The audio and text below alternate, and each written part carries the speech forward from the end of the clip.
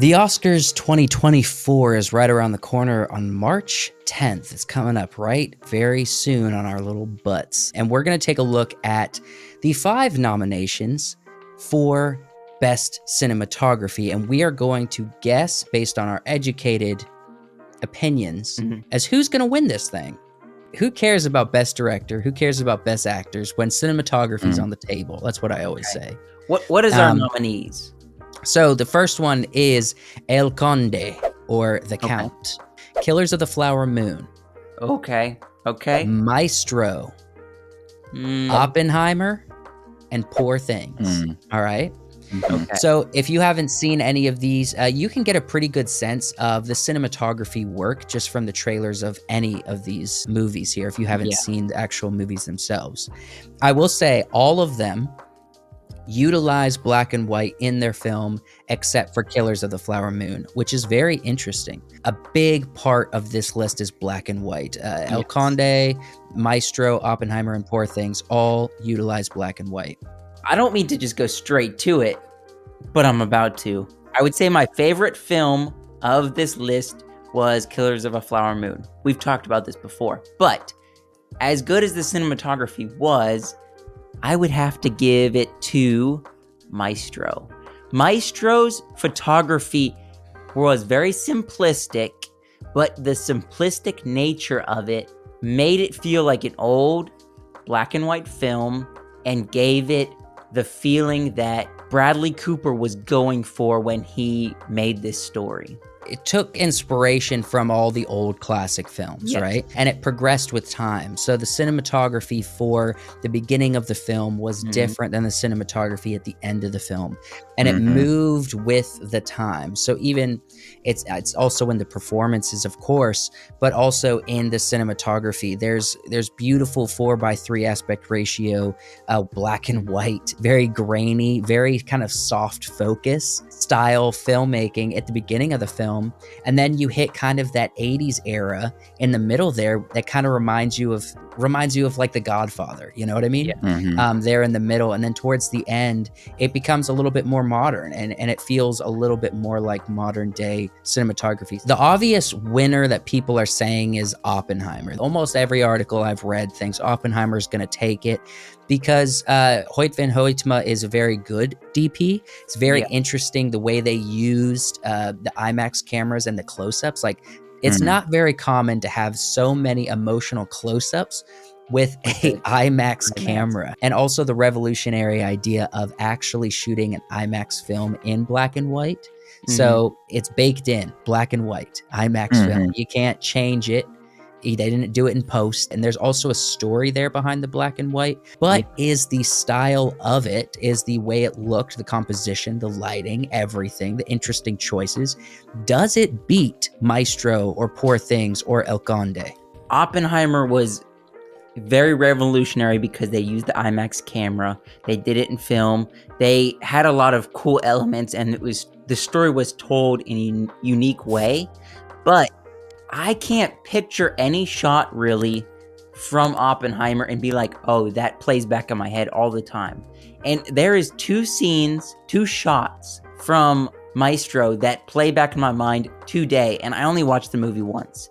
It is the scene where it's at the street and she's getting off the bus. Right.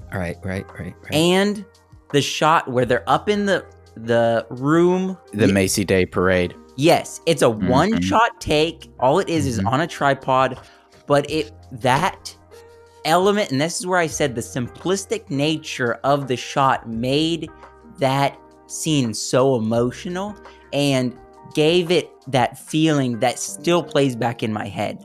Right. I don't want to overlook El Conde and Poor Things. So No. I've only sampled El Conde through the trailer, but I get a pretty good idea of the filmmaking style. Having watched more of El Conde, Wyatt, what do you think of the cinematography for that film? It's definitely a throwback style of cinematography. It's about a vampire, right? Sure. Who is in control in, where is it, Colombia or something like that? It's got that South American political aspect to it.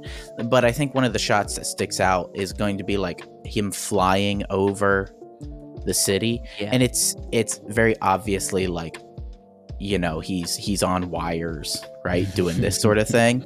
And so it takes it back to those 1960s, 1970s black and white art films. It's an interesting style, but I honestly think that the source material for all of the movies, with the exception of this one, is going to impact the way that people vote.